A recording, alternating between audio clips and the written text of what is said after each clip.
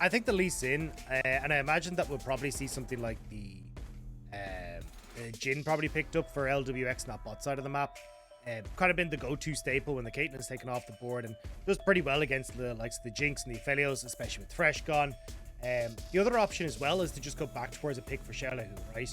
I think xiaolaohu, you could go towards the Gwen and just go, hey, look, we're just going to play bog standard, but looks like FPX kind of going back towards normal drafts, I'll say, in the current meta and going towards that AD carry. We'll probably lock in a support then in third rotation.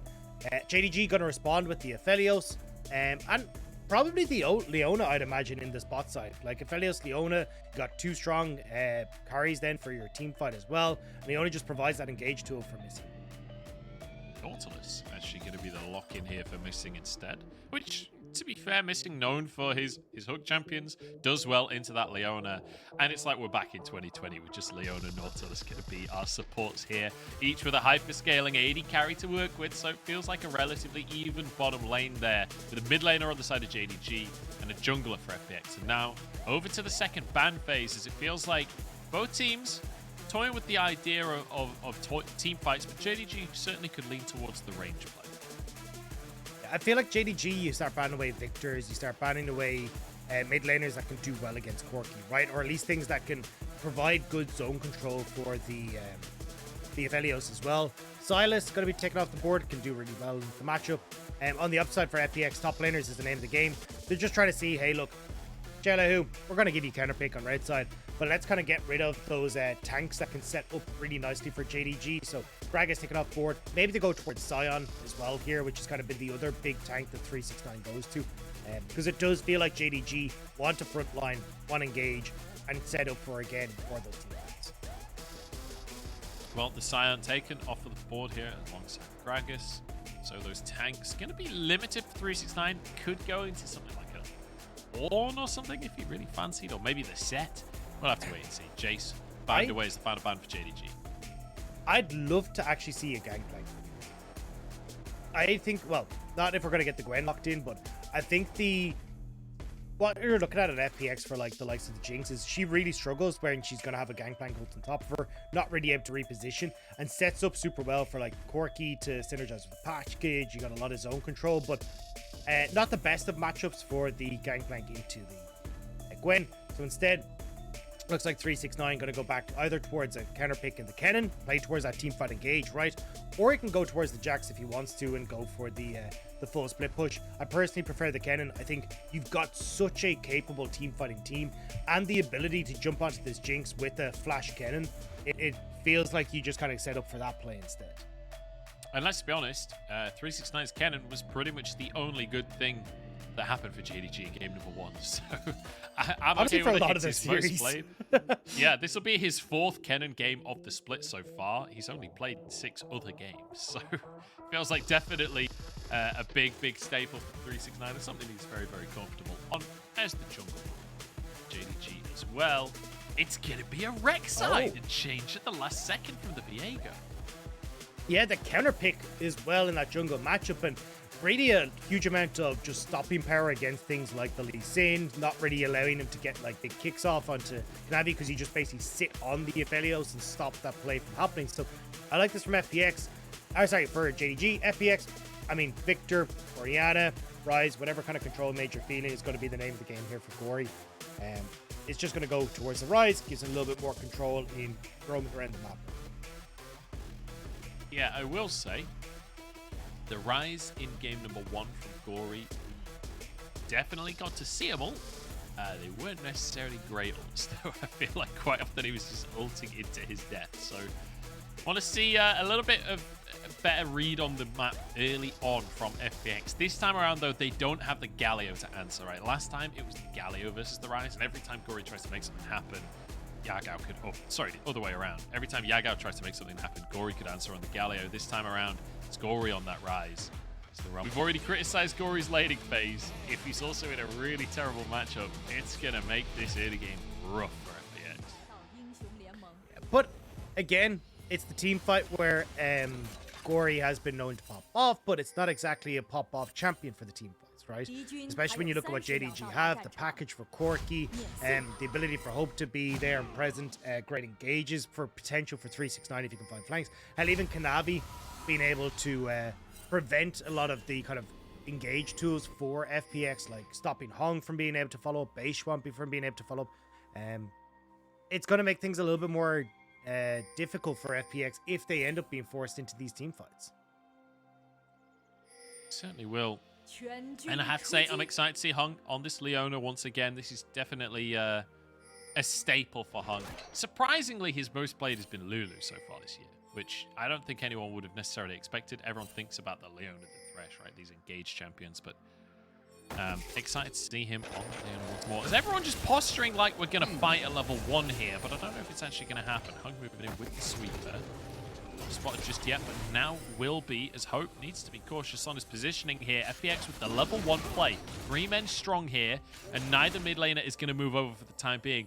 This could just be a smite fight between Beichuan and Kanavi. Kanavi's moved over to his Krugs instead for the time being. There's the Q, there's the smite. Level 2 for Beichuan. And it will just be the Krugs as somewhat of a consolation prize for Kanavi. Not even that, honestly. It's his own Krugs. He gets nothing. And honestly, a nice start from FPX, right? Because Rek'Sai has the advantage in this matchup against the Lee Sin, so anything you can do to try and tip the balance in favor of Lee Sin going to be super helpful and kind of just prevent Kanavi from going for a lot of these early ganks that you can go for and kind of from creative angles as well. Especially down towards the bot side. Kanavi, you've got the ability to sneak in behind LWX and Hung, so forcing him to play top is going to be probably the name of the game for a lot of what FPX want to achieve and allow them to abuse the strong lane matchup that they have on the bottom side. The only thing I want to point out though for this matchup is Hung has actually taken Aftershock. He hasn't gone towards the Glacial Augment, which is traditionally what we've seen now into this Nautilus matchup, because when you land the Zenith Blade of Nautilus, you end up being able to take the Glacial Augment and follow up with the stun, but not actually going to be the case. It's just going to be straight up Aftershock, so still Missing should be able to fight out a lot of the engages from Hung once Beichuan isn't there. Big trade from 369 up on the top side. Gori moving down towards his bottom lane. He does not have any mana, but makes it happen anyway. Does have a biscuit. Here's the TP in the bottom side as the dive already underway. Hope surviving for the time being though, as my feed completely froze there. Hung goes down. It's 2 for Yagao on the Corki, making it happen. The re-dive potentially? This seems dicey at best from LWX and Gori. And a reset up on the top side of xiaolaohu being forced out of lane completely. He's 2 levels down on 369 right now. Yeah, there's a huge wave underneath that turret that xiaolaohu needs to get. It should be able to, but I mean, FPX. Wait, what is happening? Gori's going to go down. There's a flash forward from Yagao, who gets his 3rd kill of the game already. And LWX, that's a Corki with a red buff. I don't know if that's a trait that you win, especially with no mana on either side. Missing. Doesn't have flash, but he does have his hook, and that's going to be connection. That's going to be LWX down, and that's going to be 4 kills. That's 1 per minute for Yagao. 369 will walk away on the top side. That day might already be over. I think you're right. I don't get the play. I don't understand why FPX went for the dive. You're against double TP. 369 though, going to be able to get away. But coming back to it, FPX, like, there is a TP on towards Yagao. He can always get down towards the bottom lane. You have a ton of CC for the Nautilus that can set it up, and here, right, you end up getting the dive, but you actually don't have the Ryze in place. So this is a 2 versus 3 underneath the tower. Hope does a really good job of being able to flash away. You're still level 2 on Hung and LWX. This was a wave 2 crash, which means that you actually don't get the level up, and just lazy backing from Gori, costing Gori his life, and then costing LWX in the long run as well, as Missing just gets to chase him down. Yeah, I mean, LWX playing this a little too aggressive. I don't know why he stepped up again. This Missing is like, oh, okay. You want to go for this? Let's go for this. Yagao just sweeps up another bonus. I felt like 2 of these kills were just FPX being a bit sloppy. Like Gori getting caught and then LWX both getting caught individually. Bit trash for FPX, let's be honest. Now JDG in a very comfortable position. Look at the item difference. I mean, like, that is just... I mean, there's a full 1,000 gold between them. And even getting the poke build coming out from Yagao, like, no, it does not scale as well. But when you're already 4 kills up, having a stronger mid game, he can play towards is going to do a lot of work as well. So honestly, Yagao like in such a good spot, and we looked at him in the last game as the big carry, the guy who stepped up from the mid lane to deal the damage. Well, he's been set up beautifully here off of the mistakes from FPX, and now we just got to see if JDG can ride the Yagao current all the way to a victory. Kanavi certainly good at riding the wave as a shark himself. See if that's going to work out. Oh, 369 just goes for the all-in on the top side, and that's the second stun coming on in. Flashes forward, and 369 finds a bit of revenge for what happened earlier in the series. I mean, this is just going from bad to worse for FPX. A 2,000 gold lead for JDG already. You've got the massive CS lead there for 369, the level advantage for him as well. But look, let's take a look at the gold, right? You've got a massive one in the top lane. 1,000 gold lead already just in the top. The only place that is even remotely even are the jungle and the bot lane, but that's it, they're even. It's not even like you're going to be able to push off of that lead. I'm just saying, missing 200 gold up right now. Support me. You know, gotta represent my XWE players. As FPX will be able to get themselves a Drake at very least, and you know, that is pretty much the only positive right now. Beichuan grabs that one for himself. He'll grab a crab. On top of that as well, let's take another look at the all-in on this top side. It was literally as he said, hit 60. Yeah, I mean, xiaolaohu just tries to go aggressive, clear out the wave a little bit. I think he could have just waited for that to push in, but 369 does a really good job of spotting it and just like, cool, I could flash, I got follow-up, you can't run away from me because you're ghost. All-in potential is right there, and he takes it. Even as you can see, like going the blasting wand first, this gives you so much more all-in potential when you're built over the Hextech alternator, and 369 just playing to that so well. Yeah, really, really good stuff.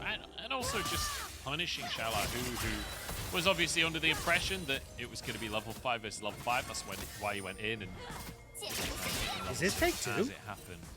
Well, I think his ult is still just ever so slightly on cooldown. I think there's another couple of seconds before that comes up. It's always hard to see with Kennen because it all is white lines on the ult icon, yeah. But I think it was still ticking over. So no opportunity for the time being, but that was damn close to being one. I mean, I think xiaolaohu needs to play this safe, especially with the position that FPX are in at the moment. And Yagao, completely strong. You've already got the Manamune completed for Yagao, so moving up towards this Rift Child, I don't see FPX being able to fight this. Hung already on the way, but this could be where the game blows open even further in JDG's favor if you're able to get Yagao into position. I don't know. He has the package as well there. I really don't think you fight this as FPX. This is terrifying if you do. Yeah, this happens. We've been after just clear a bit of vision. But, I mean, you know, Manamoon is a scaling item, so there's some level. There was a ward there, Kanavi. This is not going to work out, unfortunately. I say that. Maybe it will anyway. It's 3v2, though. Maybe an angle for FPX to answer as they go in onto 369. That's going to be the ulti coming out. The needlework with some damage. 1 for 1, and Kanavi left alone up in this top side. 2 kills go the way of Beichuan. And finally, a positive play for FPX. Nice job for FPX to be able to get that, but I think it's a bit of a mistake from a JDG to be playing towards the top lane at the moment, right? Like, you have control here with Yagao, play towards Yagao, and like, make sure you're always keeping him as part of your plays. Because as you can see, right, like, where you're playing towards, where you're even on the map, it's not going to work out as much, especially if Home's able to move. And unfortunately, missing in Hope, not really able to punish Home's roam either, because the wave position, and how do we explain safe underneath the tower?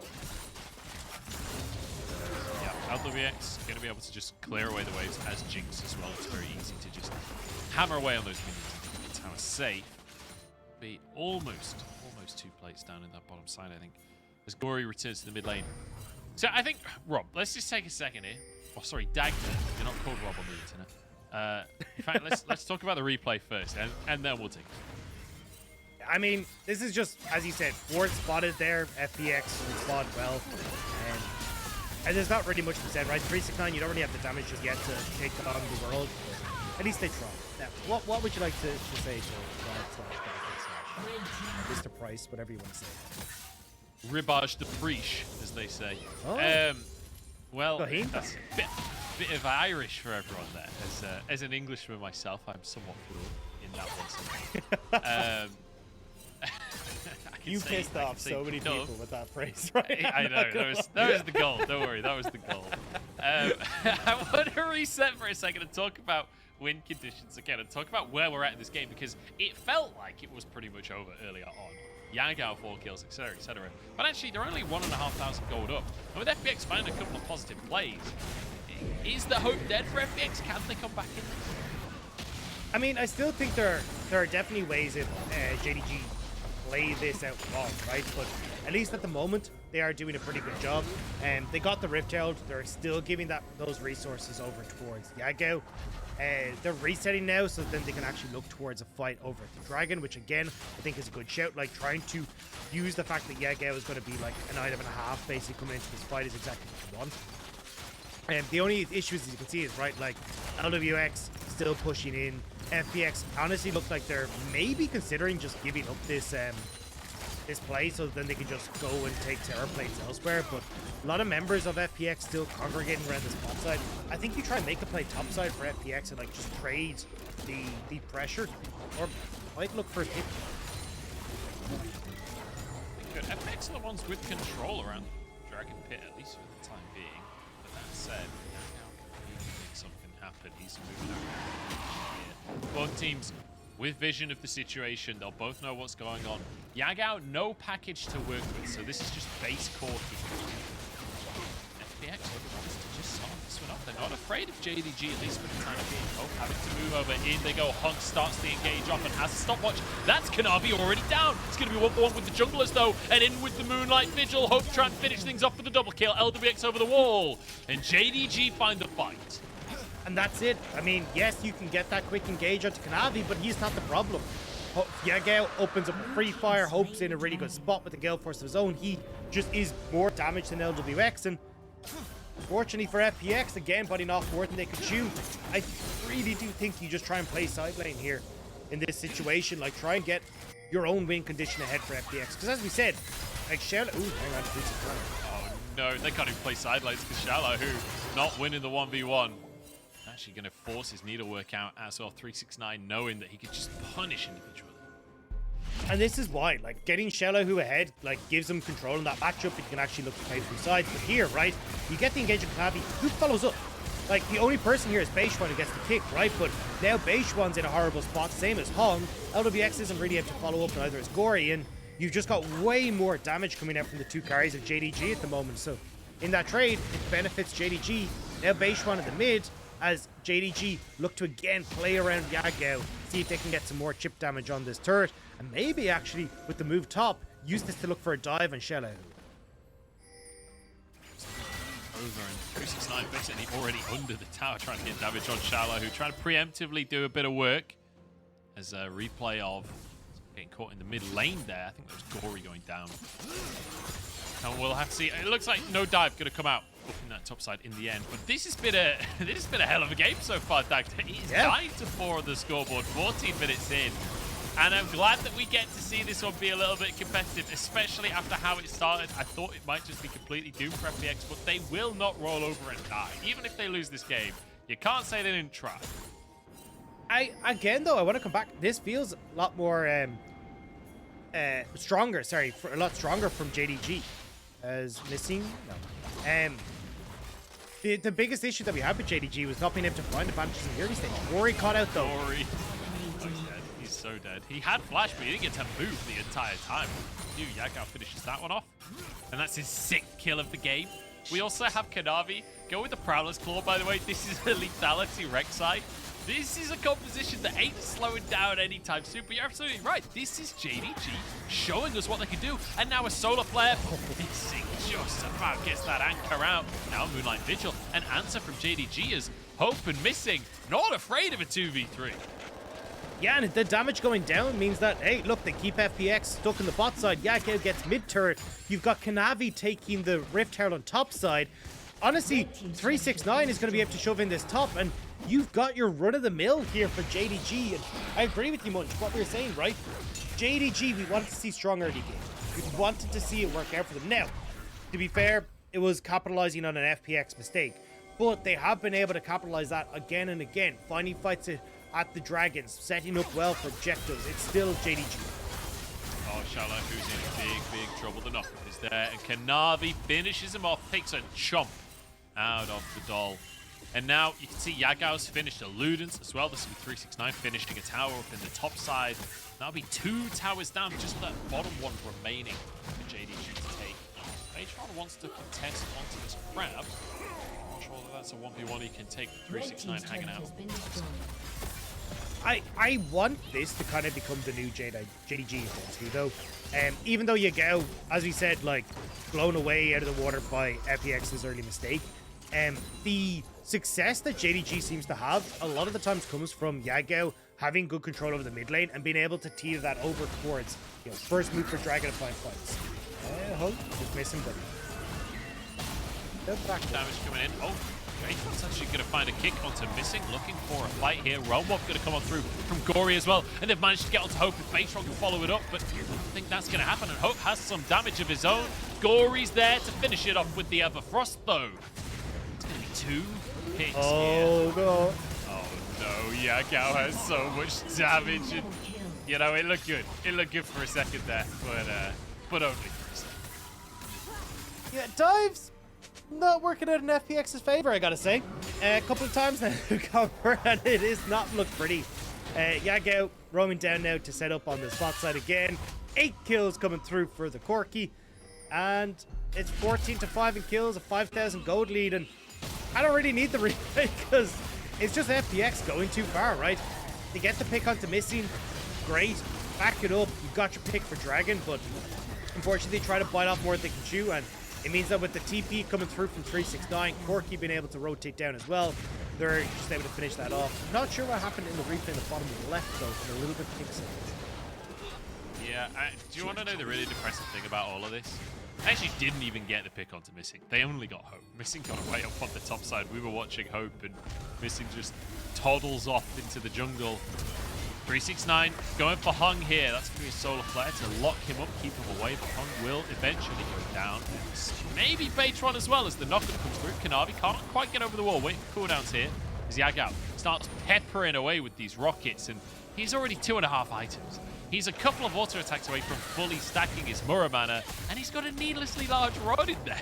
This is going to be a massive Corki as we enter the mid, or head into later in the game than mid at this point. 18 minutes already, 15-5 as another Drake will go the way of JDG. And it's starting to feel more and more hopeless for FPX after such a dominant start to things as well. That's the crazy thing. That's like, not just JDG playing well, but FPX, I don't know, something's gone wrong with the comms, something's gone wrong within the team here for things to change this dramatically. 369 is alone in the world, but maybe he can find Lwx. I'm not sure he has the damage to finish that one off the exhaust, doing a lot. Lwx, it was a little close. It was a little close, but still just going to be 369 down. MVP creep line there, keeping the Jinx alive. But yeah, I agree with your point. I don't feel like this is a pump issue from FPX. I think this is a dive issue from FPX, right? And it's one of the big things that we saw come through from TP, is that it's much more difficult to pull off these dives in the bot side of the map because only one of the laners can TP, and it's usually the victim of the dive that ends up getting the support on the way. And that's why we've seen LNG struggle with them. We're seeing FPX struggle with them twice now in this game as well. You just can't get enough members to out-rotate your opponent. It means that when you get the play coming through, you end up with a 4-kill Corki who's able to take over the map. And now when you start to try to progress in towards things like the Baron, or you try to set up for sieges, you've got this Corki that's poking you down. 369 has his ulti available. Solar Flare will not get this stun, and that's going to be xiaolaohu underneath the tower. 1 HP, but he survives! I cannot believe he got away with that one. Finally, a dive that works for FPX, but at what cost? Because look, JDG just go over to the Baron. They already took a tier 2 mid, they took an in-him tower top lane, and now they can get a Baron to help break that base mid. They're going to burst it down. I false Realm Warp coming through to try and bait them off it, but it's not going to happen. And you try to face check this, and this is what I mean, right? You got, woo! Oh, look at that. You've got everyone blocking. You got a ton of damage that's going to come through from Yagao, right? if you try and play at range, it's like, hey, we've got rockets that are barraging down on top of us, and we don't really have any way of counteracting that. If you try to engage, you're like, cool, well, now we're giving ourselves access onto Hope, who's actually still in a reasonably good spot. Kanavi as well, who can try and keep away. And you've always got 369, who becomes enabled in that aspect as well, right? So it's kind of a damned if you do, damned for FPX. And that's the problem with having this Corki, right? He just offers so much flexibility in your draft, whether you want to go poke, whether you want to go for the more crit and late game team fighting build, but also just the fact that you've got him with 8 kills now is just insane. Beichuan himself out to safety here, and FPX full retreat at the bottom side. Missing a Kanavi chasing this one up. Maybe there's an angle to try and close the gap. Missing, moving forward, going past the blue buff spawn to try and head these FPX members off. What's going to happen though? Looks like they've made it to the safety of the tower. Still though, positional advantage now for JDG. Dragon in 2 minutes, so getting that deep vision, making sure that they can pick up that third dragon, and again, like, very difficult to contest as JDG moving in. xiaolaohu spotted. Oh, that's like a third of xiaolaohu himself just from one rocket from Yagao. And now as well with the Baron in a pocket, JDG just keep this up all day long. You were mentioning it before, the damage is going to come out from Yagao's rockets. Well, in a siege situation with that Baron, doesn't get any easier for FPX. Keep on sitting away, and FPX actually just in full retreat, not even going to try and contest this tower. They know that they can't for the time being. That will be one inhib surely taken. I don't think Pungle, even Hung, is going to restrain from going into this situation. This is the bad with Flash is a normal ability. Oh, true. Flash was on cooldown. That's the only reason JDG are alive. Or maybe the reason Hung's alive. Yeah, I mean, yeah, exactly. Well, look. We gotta look at it from normal perspective and Hung's perspective. Jesus, that is so much. It's damage. Unholy. It's unholy. Yeah, and now you still got 40 seconds left. Missing, making attempts, not going to be able to fish for it, and you just start to siege up once more here. There's not really much you can do in FPX. You don't really have good clear. Here it is. Beichuan. Last ditch effort from FPX. Beichuan's behind the play, kicks Yagao into the wall, but he's alone trying to finish this player off, and Yagao survives. And that is going to mean it's going to be the fight for JDG, you have to believe. Gori underneath the tower. We've got xiaolaohu doing a little bit of work on the front line, but it's not going to be quite enough. Well, I say that. FPX survives with his life here. 2 men strong still for FPX. A way closer fight than I think they had any right to get here. And it will be just an inhib. JDG cannot end the game for now. No, but it's 2 inhibs down. Baron already, like, going to fade off them. You got Dragon that's up now. Quick resets coming through. Yagao should be able to TP in, and I feel like you just go straight for that off of this. But Beichuan, I respect the effort, right? Like, tries to get Yagao, but not quite able to get it because of the Valkyrie and Yagao. And there's just not enough follow-up to kill him off. But because there's so much chaos in the backline at JDG, you're actually getting good damage off from LWX and cohorts in front of the fight, but there's just not enough in the tank to actually try and claw this one fully. Hope takes that break as well in the meantime, so that's going to be sole point for JDG. So if everything does go very dramatically wrong, and it would have to go incredibly wrong, it's still going to be possible for JDG to have that extra weak condition in the back pocket. Now, almost knifed out. And, you know, at this point, Dagda, I think the best conversation to have is MVP candidates. Because I think we're beyond the point of talking about who's going to win and how they're going to win. Because I feel like that speaks for itself at this point, after we've seen so many of these fights. And the MVP doesn't. the 8-kill Corki doesn't. I think we should at least have a conversation. You know, Missing hasn't died this game. All right, okay. All right, hit me with your arguments. We'll do it as like a pitch.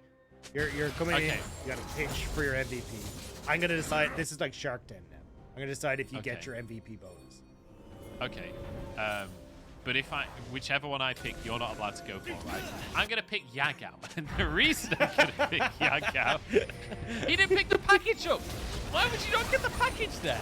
You're ending the game. Package was available. I'm going to choose Yagao as my MVP because of watch this. He's about to pop off and win the game. He has had an insane game. He obviously was gifted a lot of gold early. Here we go, fight finally going to kick off. Or is it? Soulflare just dodged. And to be honest, JDG quite happy not fighting, I think. They can keep this going all day. That's going to be a knock-up onto Lwx and now onto the front line. xiaolaohu using the Zhonya's. As does 369. Moonlight Vigil goes wide. And actually, FPX are winning the fight. What is happening, Dagda? No way. Do FPX actually keep themselves in this game? JDG in full retreat here. Only 3 players remaining. I'm not especially sure how that went so dramatically wrong for JDG. That's Baron in 20 seconds. FPX can actually get that. And honestly, it's just with plays across the board for JDG. I'm not sure if we'll get a replay, but Kanavi doesn't get the knock-up onto xiaolaohu because it's stopwatch. You also get a completely whiffed Moonlight ult, Moonlight Vigil coming through from Hope. So FPX maybe able to get the Baron, but their base is in absolute tatters, and you got 10 seconds until Kanavi's up. Maybe they're just not quite able to get there, and we might have to get Yagao to package this one nicely for the Baron fight, but it feels inevitable FPX have to go towards. So my question then, has Yagao just removed his own MVP by not picking up the package before that fight? No, I actually prefer, it's like hedging your bets, right? Like, you either win the fight and end the game, or you just win this fight at Baron with the package and you win the game. It's like, hey, I'm just going to make sure that we got both players in top lane playing.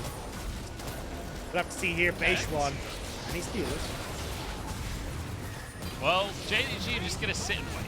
They're now going to go in with the package. Yagao, a little bit of lunacy, but you know what? It scares everyone off. And that's good enough because JDG now get the Baron. And with 3 inhibs taken, if they can't win the game now, they'll never win. That's all I'm saying. I mean, look, I think it's impossible to say that's not going to. All inhibs down, Baron up. You can literally walk into the base and Beichuan staying still? Chill. Beichuan hasn't been seen. Oh. Kanavi was underground and he stayed exactly still. Beichuan in enemy territory, looking for Yagao. The flash kick! Is this the moment? 369 with a huge ulti as well. Maybe an opportunity as Lwx still going on the back line. Knocked up, but nobody can follow up. There's a hook as he's knocked up once again and obliterated. Oh, it looked so good as a start. Beichuan, you get a round of applause for me for that one, but it's not enough with the gold lead, with everything else in JDG's favor. And from minute 1, the lead that Yagao has had 9-0 and 9. As JDG managed to take the upset over FPX. And unfortunately for FPX, it's got at the hand of their own doing, right? Try to go for this dive on the bot side, not respecting the TP that can come down. Also not really getting a Gori in position before they go for the dive. At level 2 on your support and AD carry, it was super messy. It was always high risk and maybe not the highest of rewards, but it's JDG who come out on top and are able to snowball the game to victory off of Yagao. Beautifully